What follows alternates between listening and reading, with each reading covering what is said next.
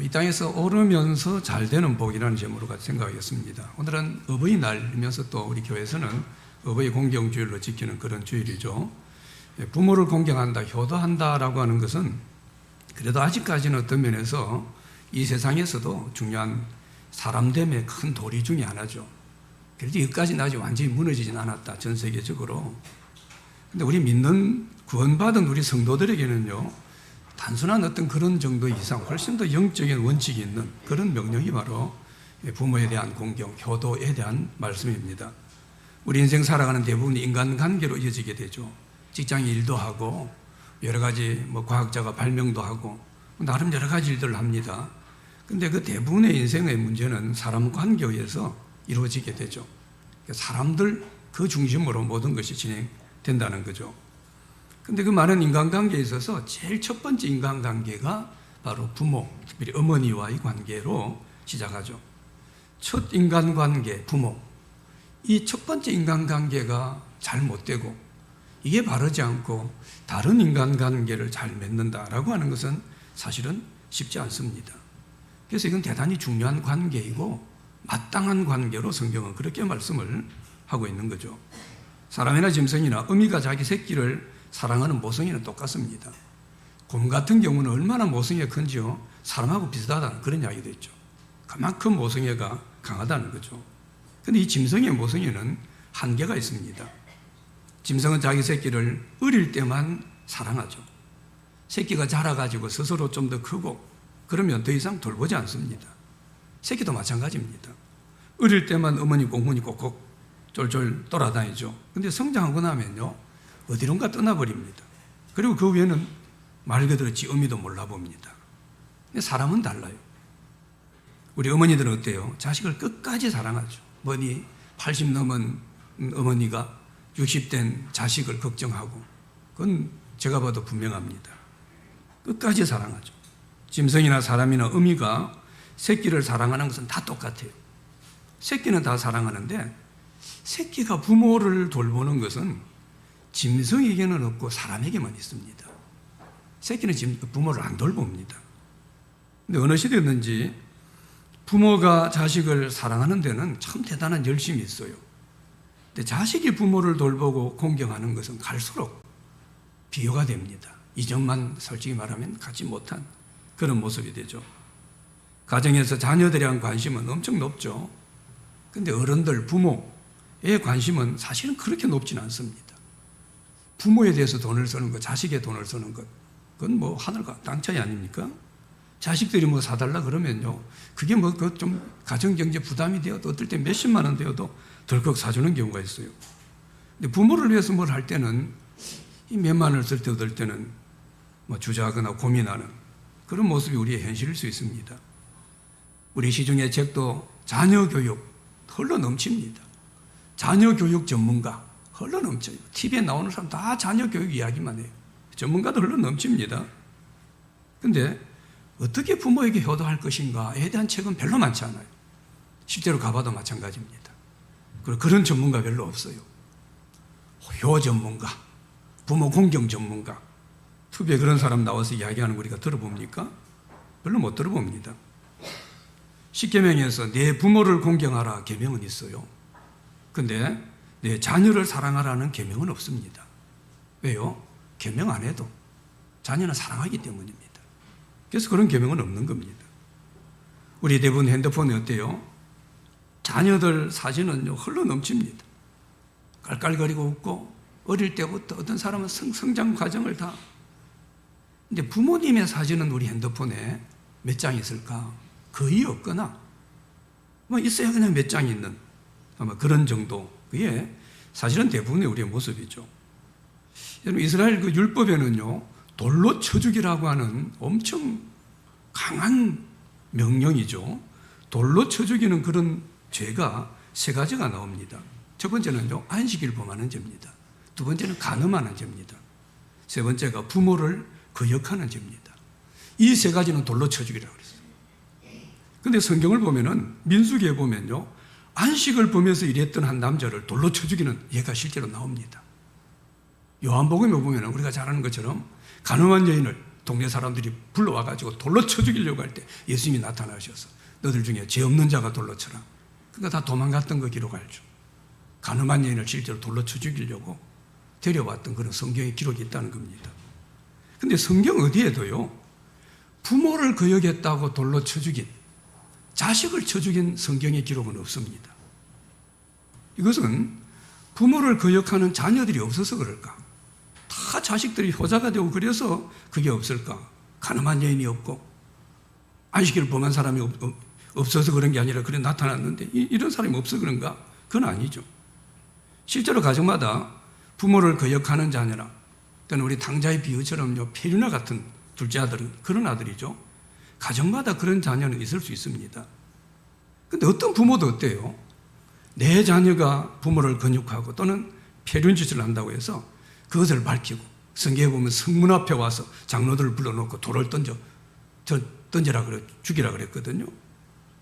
근데 내 자식이 폐륜합니다. 내 자식이 부모 거역했습니다. 그래서 율법대로 성문 앞에 끌고 와가지고 돌에 맞아 죽게 하는 그런 부모는 없었기 때문입니다. 그게 부모 마음이죠. 간음에도 안식일을 보면도 사람들이 끌어와가지고 돌로 쳐 죽였는데 자식은 부모만 알죠. 아무도 자식을 끌고 와서 죽인 예가 성경에 나오지 않는다는 거예요. 성경에서는 부모를 공경하고 효도해야 되는 것은요, 아예 명령을 합니다. 부모를 공경하라 말씀, 이것은 거의 하나님께 하는 것 같은 그런 말씀으로 명령합니다. 그래서 어떤 면에서는요, 하나님께만 쓰는 단어들을 부모에게 써요, 성경이.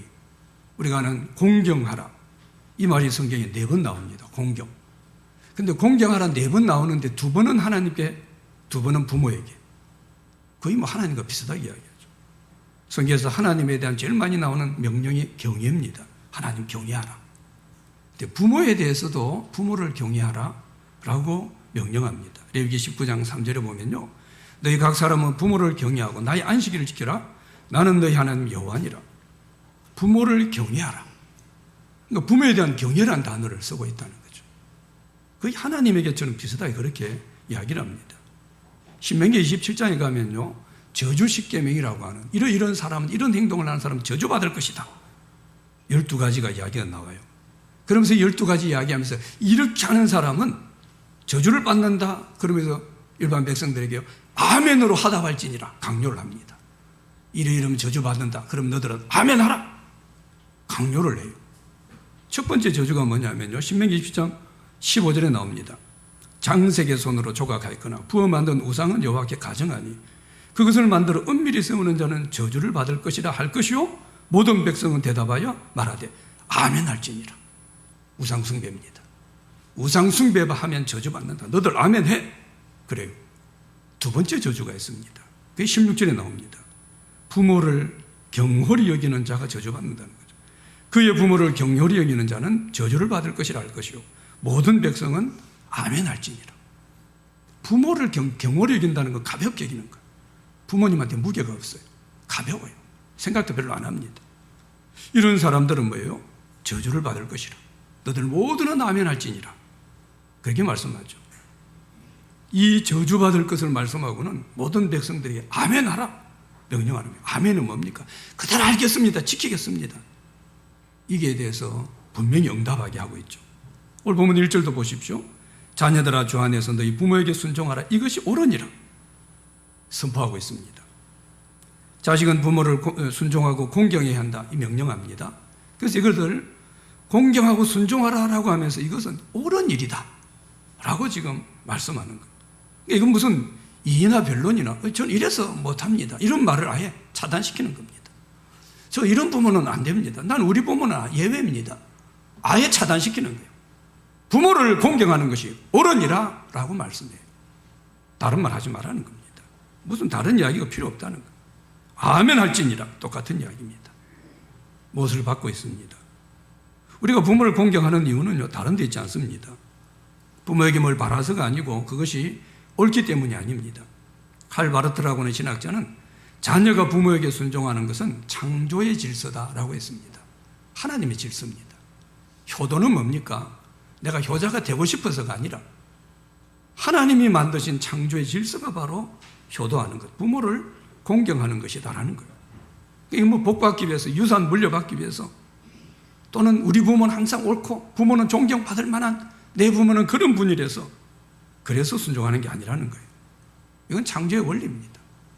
물이 위에서 밑으로 흐르는 것처럼, 해가 떴다가 지는 것처럼, 원리, 하나님의 원리, 이걸 거역할 수 없는 거예요. 어떻게 해를 뒤로 돌립니까? 어떻게 물이 위로 올라갈 수 있습니까? 펌프되지 않고는요. 그건 할 수 없습니다. 부모를 공경하고 부모에게 효도하는 것은 뭡니까? 하나님의 말씀은요, 이건 옳은 일이에요.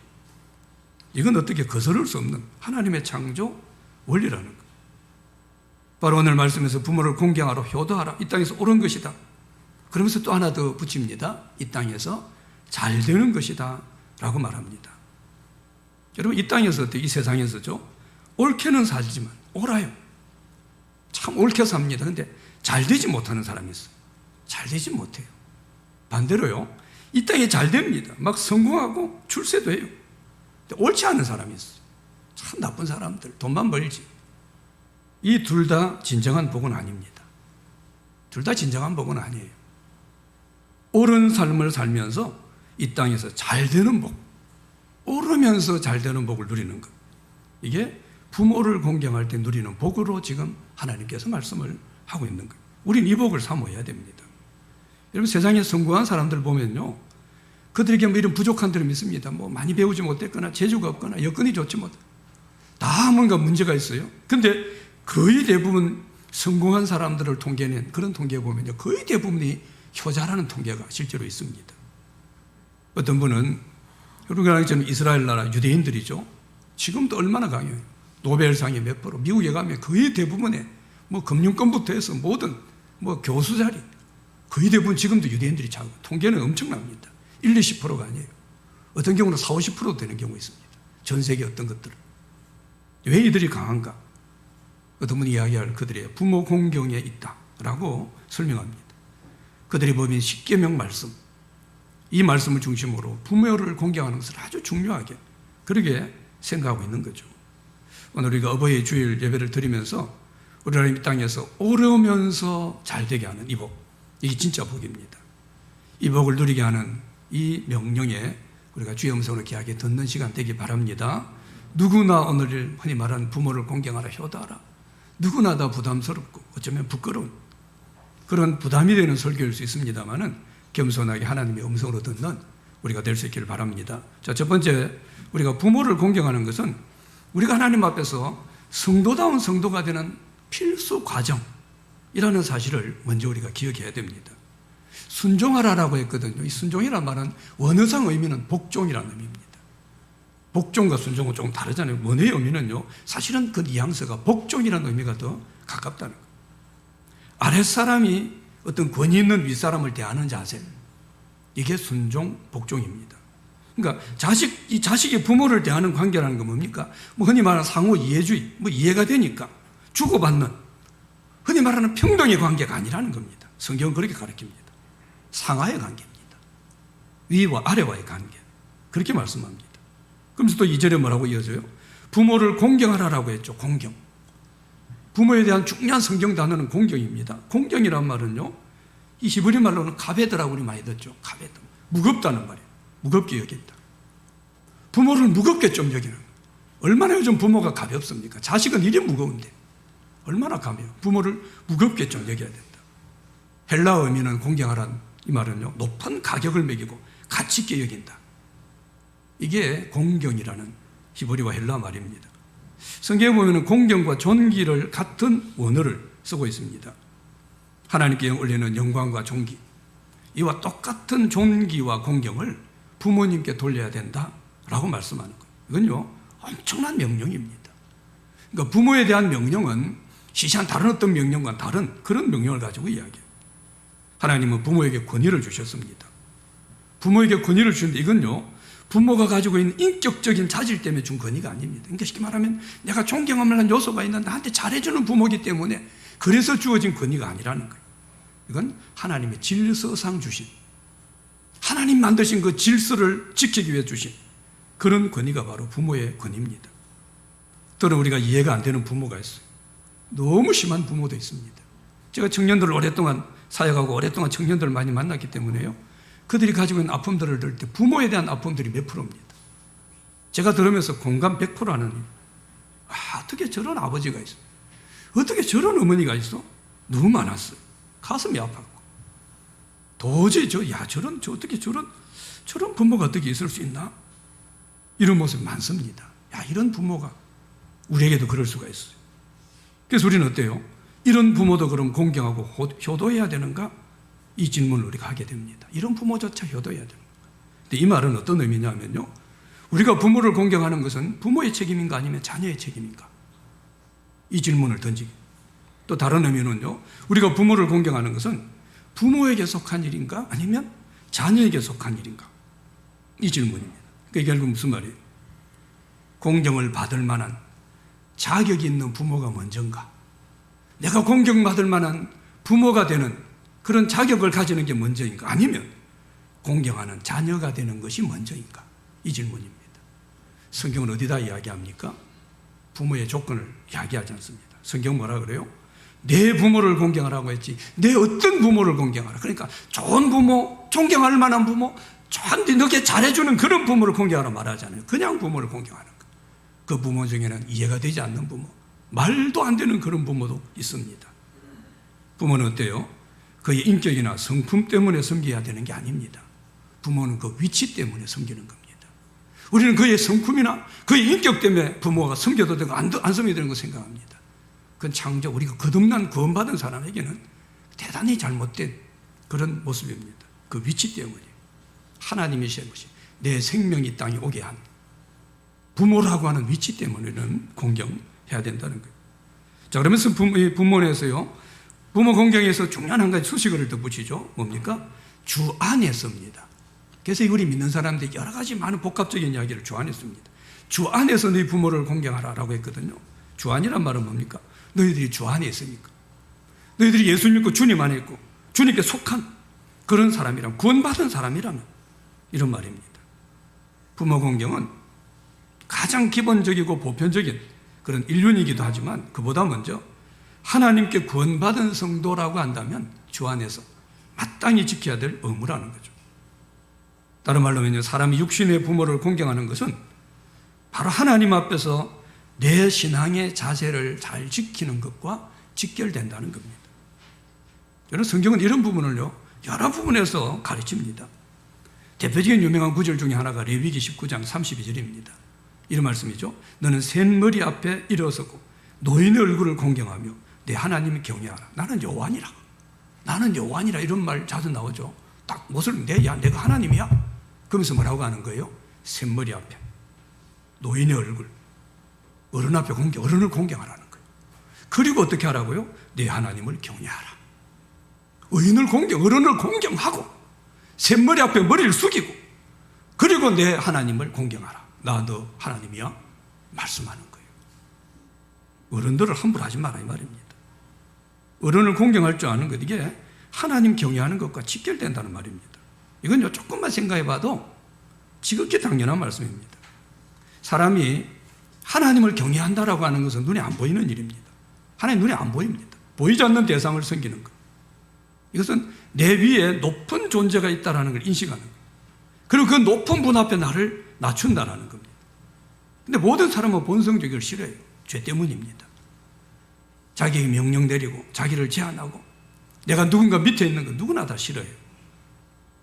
여러분, 서로 평등하고 민주적인 것 대단히 중요합니다. 우리 기독교가 들어간 나라는 다 어땠어요? 다 평등하고 민주적인 그런 나라가 되었습니다. 그런데 사람이 다른 사람을 대할 때 모든 경우에 평등만을 추구하게 되고 이 상하관계라고 하는 이것을 흔히 말하는 복종과 공경, 이 개념이 없어지게 되면요, 사실은 인간관계는 무너집니다. 질서라는 게 유지가 되잖아요. 질서가 없으면 자멸이, 우주도 질서가 있거든요. 질서가 있으니까 해가 뜨고 이게 동일하게 일어납니다. 비가 오기도 하고 비가 안 오기도 하고. 근데 더 큰 문제는 뭐냐면요, 사람이 윗사람에 대한 공경이라는 걸 모르게 되면 어떤 사람이나 존재보다도 더 높으신 하나님을 높이는 것 절대 쉽지 않습니다. 그러니까 말하면 사람을 공경하지 못한, 나보다 높으신 분을 공경하지 못하는 사람이 그보다 훨씬 높으신 하늘에 계신 하나님을 공경하는 거 쉽지 않습니다. 예수님도 말씀하셨죠.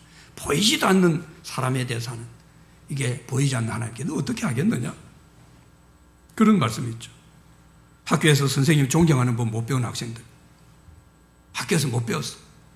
사회 나가서 직장 상사의 지시 그걸 따르면서 자기의 주어진 업무 제대로 수행하기 어렵습니다. 집에서 말 그대로 금이 오기야 그냥 보물처럼 기운만 받고 자란, 버릇없이 자란 이런 아이들이, 이런 남자 청년이 군대 가서 입대했을 때 그 계급사에 적응하기 어렵습니다.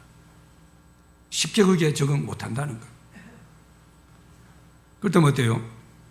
만약 우리 인간관계에서 그 어떤 상하관계도 제대로 배우지 못한 사람이, 그러니까 높고 낮은 그 상하관계를 배우지 못한 사람이 어때요? 하나님을 경외한다라고 하는 것은 절대 쉬운 일이 아닙니다. 왜냐하면요, 눈에 보이는 사람 중에도 내 복종과 존경의 대상이 있는 이 사람이 있습니다. 근데 그 사람을 존중해보고 높여본 경험이 없는 사람이에요. 눈에 보이는 분도. 근데 눈에 보이지 않는 하나님을 두려워하고 받들어 섬긴다. 이건 참 쉬운 일이 아닙니다. 그래서 결국 부모님을 공경하는 문제를 성경 어떻게 이야기합니까? 우리 신앙의 문제입니다. 우리는 부모를 공경하면서 우리 본성, 원래 죄짓기 전에 우리 본성을 회복해 나가는 겁니다. 그래서 부모를 주신 거예요. 이게 부모 공경이 지극히 옳은 일이 되는 중요한 이유로 말씀하죠. 하나님께서는 사람으로 하여금 눈에 보이는 자기 부모를 윗사람으로 모시고 순종하고 공경하는 법을 배우게 하면서 눈에 보이지 않는 하나님을 경외하는 것, 이걸 자연스럽게 배우도록 그렇게 하셨습니다. 어떤 경우에도 어때요? 부모는 자식에게 공경을 받아야 될 윗사람입니다. 자식은 부모의 말씀에 순종해야 될 아래사람. 이게 하나님께서 창조해 놓으신 순서입니다. 성경에 여자와 남자 이야기할 때 똑같습니다. 근데 여자는 남자에게 뭡니까? 순종하고 복종하라. 왜요? 남자가 더 대단했어요? 아닙니다. 하나님 창조 질서입니다. 남자가 먼저 낳기 때문이다. 성경 설명했죠? 마찬가지입니다. 부모가 생명을 준 그런 존재이기 때문에 부모가 대단하고 인격적이고 그래서가 아니라 그 질서상 부모를 우리가 공경해야 된다라는 거예요. 갈수록 부모는 어떻습니까? 나이가 들어요. 치매가 생기고. 근데 자식은 갈수록 더 똑똑해지죠. 어릴 때 뭣도 모르는데 이제부터 애들이 더 똑똑해요. 부모는 그거 못 따라갑니다. 이제 옛날에는 안 그랬거든요. 애들이 아무것도 몰랐어요. 부모가 다 가르쳤습니다. 근데 이제 서서히 부모는 그러지 못해요. 자식들이 이제 10살, 20살, 30살 되면 이제 세상의 모든 이치를 깨닫는 것 같고 막 모든 걸 다 아는 거예요. 똑똑해져요. 아무리 부모가 자식이 의탁에 살고 자식이 주는 용돈으로 살게 되어도 이제 부모는 백발이 되고 자식들은 이제 말 그대로 창창한 인생의 황금기를 보냅니다. 그래도 어때요? 이 위아래 질서는 절대 바뀔 수 없습니다. 하나님이 그걸 정해시 놓은 거예요. 하나님께서 자식은 뭡니까? 자기 아버지와 어머니를 받들어 공경하고 모시도록 하나님이 엄명을 했어요. 하나님께서 대리자로 세우신 눈에 보이는 부모, 이 부모를 우리가 공경할 때 가장 높으신, 눈에 보이지 않는 그러나 가장 높으신, 우리가 진짜로 공경해야 될 하나님을 우리가 공경할 수 있는 거죠. 그래서 이건 신앙 성도로서 제대로 성도가 되는 정말 중요한 요소는요, 부모 공경하는 겁니다. 그 다음에 두 번째로요, 부모 공경은 우리가 이 땅을 살아가면서 사람다운 사람이 되기 위한 아주 필수적인 요소, 그 사실을 우리가 알아야 됩니다. 자, 2절 3절에 보면요, 내 아버지와 어머니를 공경하라. 이것이 약속이 있는 첫 계명이니 이로써 내가 잘되고 땅에서 장수하리라 말씀합니다. 부모 공경을 약속 있는 첫 계명으로 이야기를 하고 있죠. 부모 공경은 10계명 중에 5번째 계명이죠. 근데 계명 순종에 대해서 어떤 약속이 들어가 있는 그런 계명으로는 이게 처음이고 마지막입니다. 그래서 약속이 있는 첫 계명이라고 표현합니다. 그리고 약속에 대해서는 구체적으로 어떻게 설명합니까? 내가 잘되고 땅에서 장수하리라 말씀합니다. 그래서 10계명 그대로 인용하는 말씀이죠. 물질적인 부유나 건강이나 장수나 이 땅에서의 축복이 바로 부모 공경의 계명에 약속이 되어 있다라는 거예요. 여러분, 사회가 건강하고 안정된 그런 사회가 되려면요, 가정이 건강해야 됩니다. 아무리 산업이 발전하고 아무리 대단한 사회가 되어도요, 건강한 가정이 되지 않으면 어렵습니다. 그런데 그 건강한 가정의 가장 밑뿌리가 되는 것이 바로 부모 공경이라는 거예요. 그래서 부모에게 순종하고 공경하는 것, 우리 개인, 집단, 민족, 이게 가장 건강하고 좋은 그런 사회를 만들어가는 거예요. 우리가 사람다운 사람인가? 아니면 그렇지 못한가? 부모 공경을 할 줄 아는가 모르는가? 이것만 보면 알 수 있습니다. 생각해 보십시오. 부모를 공경하지 않고 순종하지 않는데 천재들이 모여 살아요. 부모 공경 못해. 부모에게 절대 효도하지 못하는데 막 엄청난 부자들이 있어. 부모는 공경하지 않는데 얼굴 이쁘고 얼굴 잘생기고 미남이고 미녀고 이들이 살아갑니다. 이런 사람들만 살아가는 사회를 상상해 보세요. 아무리 저들끼리 뭐 우린 대단하다, 우린 똑똑하다, 우린 부자다 떠들어봐요. 그건 소돔 고모라입니다. 좀 있으면 그건 뭡니까? 망할성입니다. 하나말로 장망성이에요. 사람 같지 않는 사람, 사람 이하의 사람들만 사는 말 그대로 저질 인간들이. 우리가 부모를 공경하지 않고 부모를 모시지 않으면 야 그냥 뭐 우리들끼리 뭐 그게 엄마한테 아빠한테 돈 들여줄 거 우리들끼리 뭐 잘 먹고 애들 교육 하나 더 시키고 잘 살 거다라고 생각하지만 사실은 부모를 무시하고 함부로 대하는 것, 이 불효하는 것은 결국은 지나서요 자기 자신에게 화살로 되돌아오게 됩니다. 그래서 미국의 심리학자로 메리 파이프라고 하는 분은요 노인에 대한 사랑은 곧 자기 미래에 대한 사랑이다 그렇게 이야기했습니다. 부모님을 잘 공경하는 사람은 자기 노년에 섬김받는 사람이 된다는 거예요. 지금 내가 어른을 부모를 공경하는 것은 내 미래를 내가 사랑하는 거예요. 부모를 사랑하는 것 같고 노인을 사랑하는 것 같지만 그건 내 미래를 내가 사랑하는 그런 모습으로 말씀하는 거죠. 우리 자녀들이 안 보는 것 같지만 사실은 부모의 일거수일투족을 다 보고 있죠. 그건 우리가 경험하지 않습니까? 그래서 제가 개인적으로 아는 제 주위에서요 부모님을 잘 모시고 사는 그런 여러 가정들을 압니다. 제 주위에 그런 여러분들이 있어요. 근데 부모를 잘 모시는 그런 가정에서 그 자녀들이 건강한 가치관을 가지고 아주 멋진 자녀로 자라지 못한 그런 경우를 본 적은 제 개인적으로는 없어요. 사실 하나도 없습니다. 부모를 잘 섬겼는데 그 자식이 이상해지고 이런 경우를 본 적이 없어요. 거의 없습니다. 그렇다면 부모 자신이 그 부모를 잘 공경하고 효도하는 이것이 뭡니까? 사실은 가장 좋은 자녀 교육입니다. 학원 10개 보내는 것보다 어쩌면 사람다운 사람을 만드는 더 좋은 교육이 될 수 있다는 거죠. 지금 우리는 부모를 공경하라, 뭐 효도하라 이 말은 좀 뒤떨어져 시대에 보이는 말 그대로 고리타분한 그런 이야기처럼 들리는 그런 시대에 삽니다. 부모의 말씀에 순종하고 부모를 존경하고 부모의 권위에 복종하라. 이건 말 그대로 뭡니까? 이 권위주의 아니야 그거? 뭐 부모라고 무조건 순종해야 돼? 우리 지금 그런 사실은 어떤 사상적인 흐름 가운데 살아가고 있어요. 부모가 내게 해준 만큼만 감사하고 부모가 날 이해해 준 만큼만 나도 이해해주고 부모가 날 존중해 준 만큼 나도 존중하고 이게 어쩌면 많은 자식들이 가지고 있는 그런 당연한 생각, 뭐 엄마가 이만큼 했으니까 나도 당연한 거 아니야? 그런 논리가 우리 가운데 있을는지 모릅니다. 부모와 자식과의 관계가 다른 친구들 관계와 별 다를 것이 없습니다. 그런 모습. 요즘 많이 쓰는 그런 뭐 나오는 중에 뭡니까? 뭐 친구 같은 아빠, 친구 같은 엄마. 좋은 부모의 대명사처럼 친구가 등장합니다. 물론 부모가 자녀의 좋은 친구가 되는 건 너무 좋죠. 자녀가 나이가 들수록 엄마 아빠의 좋은 친구가 되는 것도 너무 좋습니다. 그러나 그럼에도요 부모는 친구 이전에 아버지가 되어야 됩니다. 좋은 친구 같은 아버지가 아니라 아버지 같은 아버지가 필요해요. 친구같이 해주는 건 중요합니다. 그런데 아버지는 되지 못하면서 친구만 되면 뭐합니까? 그건 아니에요. 세상이 어떻게 변화되든지 상황이 어떻게 돌아가든지 자식이 부모를 공경해야 된다 이 사실은 사람 사는 곳에서는 결코 변할 수 없는 절대적 하나님의 명령입니다. 그래서 디모데후서 3장 1절에 보면 부모를 사람이 거역한다. 그런 일이 일어난 말세의 징조다. 마지막 때 그런 일이 일어날 것으로 그렇게 말씀하는 거예요. 자, 마지막으로 우리가 생각하는 것은 그러면 이 땅에서 오르면서 잘 되는 이 복을 누리는 부모 공경 우리가 어떻게 해야 되는가? 많이 우리가 듣는 이야기죠. 무엇보다 뭡니까? 부모 공경은 마음으로 하는 게 필요합니다. 마음으로 부모를 공경하는 것을 우리가 흔히 존경이라고 말합니다. 내 마음속에 부모님에 대한 존경이 있어야 됩니다. 그게 드러나야 돼요, 사실은. 내 부모를 존경해요. 내 부모도 존경하지 않으면서 나는 은사를 존경하니 내 부모도 존경하지 않으면서 나는 누구를 존경하니? 심지어 자기보다 나이 어린 사람까지 존경하니? 존경하는 건 좋은 거예요.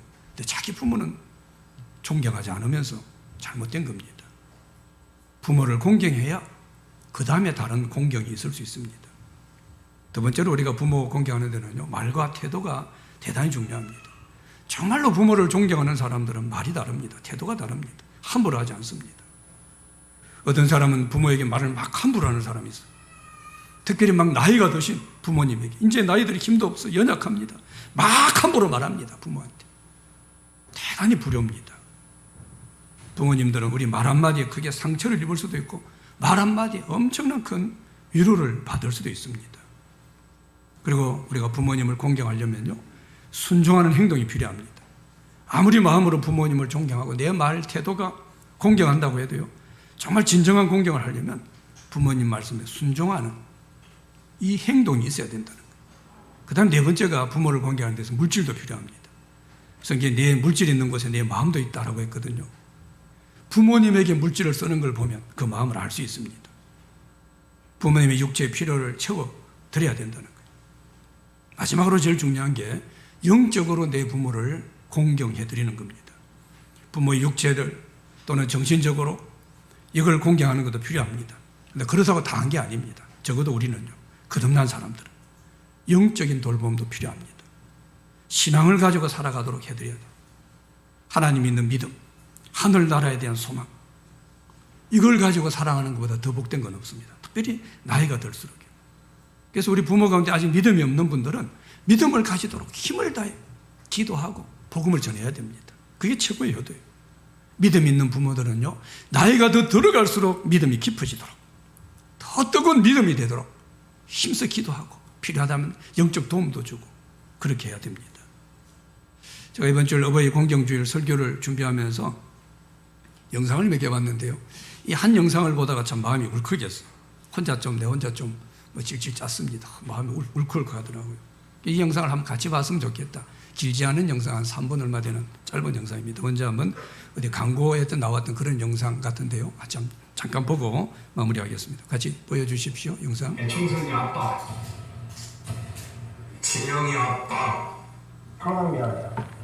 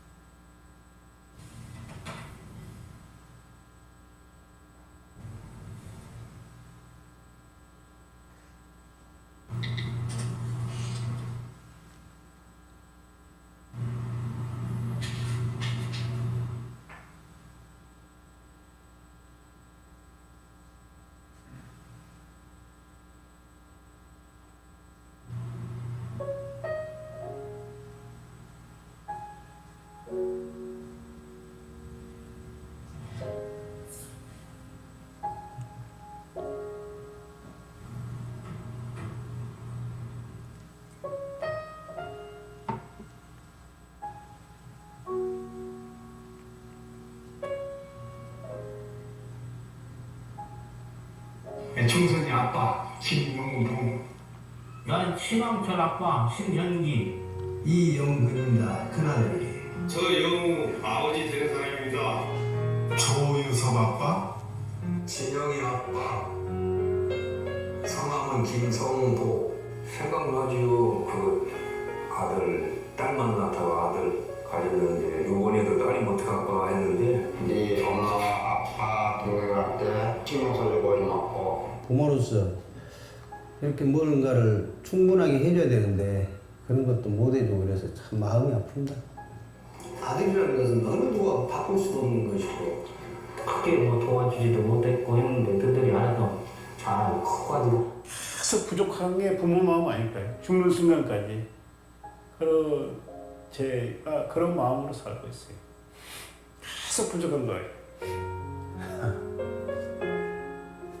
너무 엄하게 했던 게 그게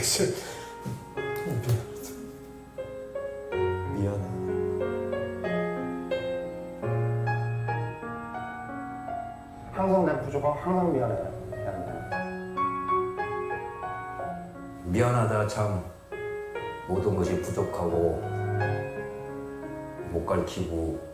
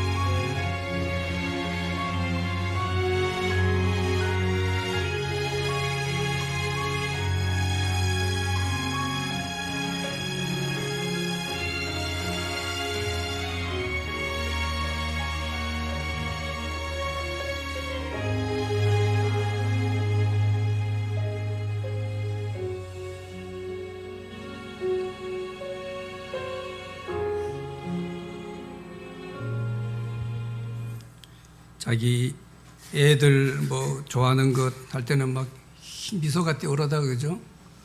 부모가 좋아하는 것 사진이 몇 장 할 때는 아주 깊은 인상을 쓰고 몇 장 있나? 참 그러면 우리 대부분의 모습이 그런 모습이 아닌가 싶어요. 저는 이 영상을 보면서 제 개인적으로 참 마음이 울컥하고 좀 제가 제일 한동안을 아무것도 안 하고 있었던 것은 이 보면 사랑한다 뭐 해달라는데 뭐 저도 이제 부모님이 다 돌아가셨잖아요. 사랑할 수 있는 아버지도 어머니도 없어요. 안아주라는데 안아줄 부모도 없죠. 그게 사실은 더 울컥했어요. 물론 뭐 아직 장모님이 아직 한 분 계시긴 하지만 제 부모님은 없죠.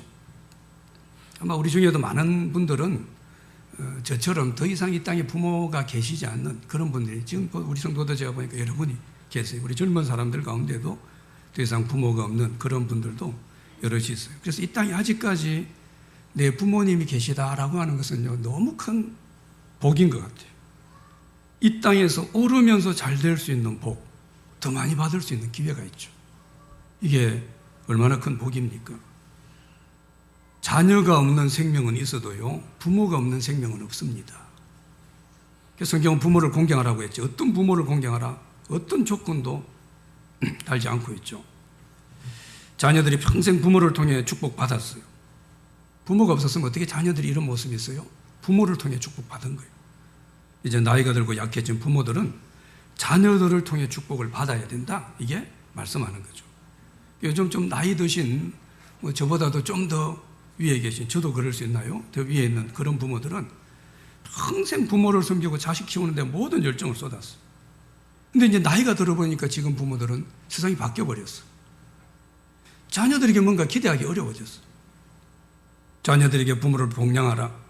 이건 자녀들에게 부담 주는 것으로 그렇게 생각하게 됩니다. 그래서 부모들은요, 그냥 저들만 잘 살면 되지. 이게 흔히 요즘 18번입니다. 정말 저들끼리만 결혼해 잘 살고 그러면 되지 뭐. 근데 이건 성경적이지 않습니다. 그 성경적인 답은 아닙니다. 부모가 공경을 받는 것이 그 자녀가 이 땅에서 진짜 잘 되는 거예요. 진짜 옳게 사는 겁니다. 진정한 복을 누리는 것이 부모를 공경하게 하는 거예요. 그래서 부모가 뭔가 강압적으로 막 강요하고 심하게 부담을 주고 이건 옳지 않겠죠. 근데 자녀들이 잘 공경하도록 가르치고 또 공경하면 공경을 받고 내가 공경을 받을 때마다 내 자녀들을 축복을 해주는 겁니다. 하나님, 부모 공경하는 자녀에게 잘 옳고 잘 된다고 하셨는데 우리 아들이, 우리 딸이 그런 자녀가 되게 복 주십시오. 복을 주는 거예요. 여러분, 목회자에게 영적 권위가 있습니다. 그래서 성도들에게 특별한 축복을 줄 수 있는 그런 영적 권위가 있어요. 그런 것처럼 자녀들에게는요, 부모에게는 영적 권위가 있습니다. 이 영적 권위는 세상 어떤 힘과 권위에 밀리지 않습니다. 이 영적 권위를 가지고 힘을 다해 자녀들을 복을 빌어주는 거예요. 나를 공경하는 자녀. 이 아들이 나를 공경합니다. 이 딸이 나에게 효도합니다. 하나님, 이 자녀의 하늘아버지께서 복을 주십시오. 그래서 부모들은요, 효를 받는 것이 자녀들에게 피해를 주고 부담을 주는 것으로만 생각해서는 안 됩니다. 이제 우리 부모가 그렇게 바라고 기대하는 우리 자녀들이 이 땅에 오르며 잘 되는 복, 이 복을 받는 비결로 생각하고 효도를 기꺼이 받아야 되고 또 받을 때마다 축복을 해주는 겁니다. 영적 권위로. 그리고 자녀들도 분명히 알아야 될 게 있어요. 예수님께서 십자가에 죽으실 때 마지막 예수님 십자가 죽이시면 어떻게 합니까? 제일 먼저 우리가 하는 십자가 가상칠의 첫 마디가 뭡니까? 사도 요한을 불러놓고 어떻게 합니까? 마리아에게요, 여자여 보소서 아들이니이다. 요한을 아들로서 자기는 일찍 돌아가시거든요. 그리고 요한에게는 뭐라고 합니까? 보라 내 어머니라 섬기라는 거예요. 그러니까 자기 어머니, 육신의 어머니를 요한에게 맡기고 예수님 십자가에 죽으십니다. 요한복음 19장 27절에 보면은 사도 요한은 이 말을 듣고 본문 끝에 보면요, 자기 집에 모신이라고. 그때부터 요한은 어머니 마리아를 모셨어요. 자기 어머니로. 나중에 사도 요한은요, 예수님 성천하시고 난 60년이 지나고 나서 우리가 잘 아는 요한복음을 쓰게 됩니다. 예수님 성천하셨어요. 성령 받았어요.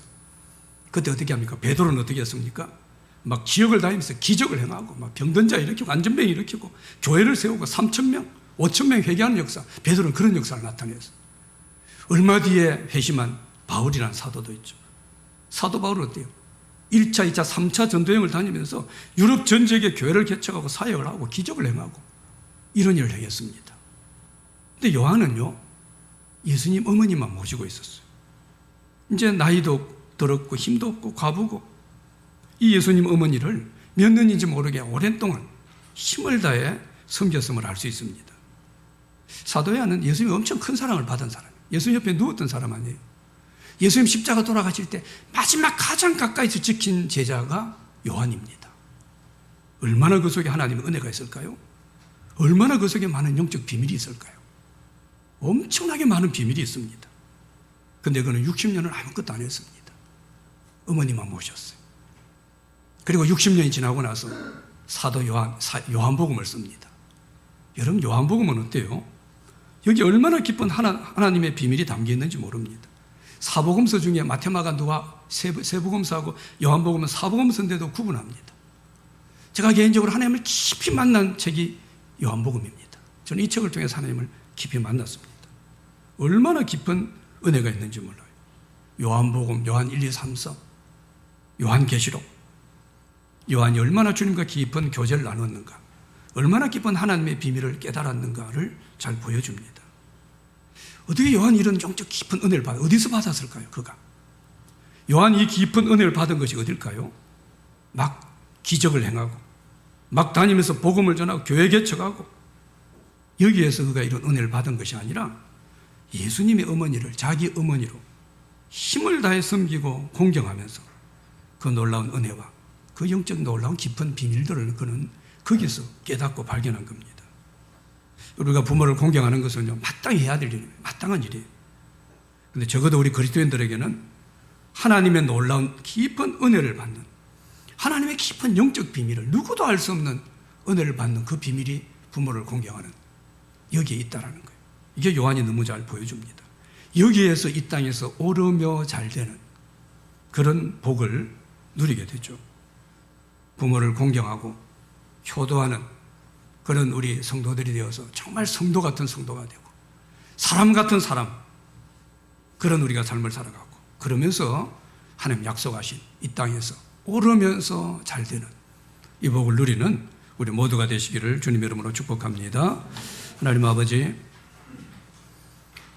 우리 부모를 공경하라는 주의 귀한 말씀을 준엄한 주의 음성으로 듣게 하시고, 이것은 어떤 조건과 자격이 아니라 하나님 만드신 창조의 질서에 따라 하나님부터 구원받은 하나님의 놀라운 백성된 이 큰 복에 따라 우리에게 주신 우리 부모들을 힘을 다해 공경하고 효도하고 순종해야 된다는 이 말씀을 우리가 주의 음성으로 듣고 우리 부모님을 사랑하고 공경하고 존경하고 효도하는 그런 우리 귀한 성도들 되게 하셔서 하나님 우리에게 약속하신 오르며 잘 되는 이 큰 복 누리는 서로 우리 모든 성도들 되어지도록 주님 축복하여 주시옵소서. 예수님의 이름으로 기도드렸습니다. 아멘.